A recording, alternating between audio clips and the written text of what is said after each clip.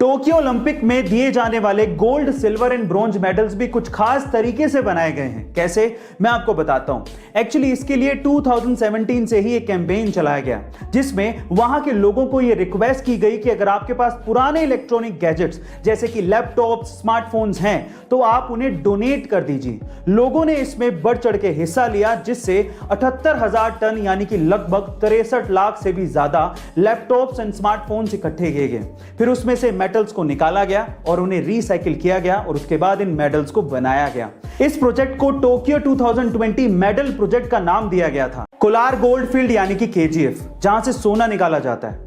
1902 में वहां से सोना निकालने के लिए बड़ी बड़ी मशीनें लगाई गई थी जो सिर्फ बिजली से चलती थी।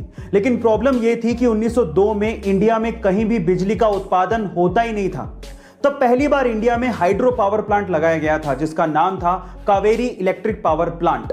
यह बात इसलिए भी बड़ी थी कि तब 1902 में सिर्फ जापान के टोक्यो में ही बिजली पैदा हुआ करती थी।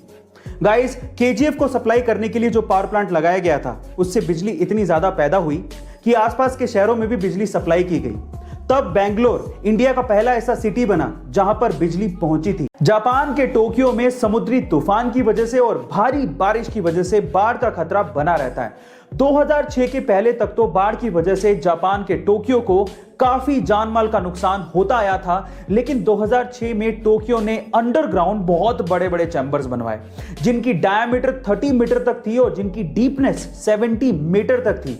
ये चैम्बर्स एक्चुअली बाढ़ के पानी की निकासी के लिए बनाए गए थे और 2006 के बाद से आज तक काफी बार इन चैम्बर्स ने टोक्यो को बाढ़ से बचाया है और बाढ़ से होने वाले नुकसान में 90% तक कमी आई है। गाइस, क्या आपको भी लगता है कि ऐसी मेगा स्ट्रक्चर्स भारत में भी कहीं ना कहीं बनानी चाहिए? कमेंट सेक्शन में जरूर लिखिएगा और ऐसे अमेजिंग वीडियोस के लिए शेयर, सब्सक्राइब एंड लाइक। मिलता है अगली वीडियो में।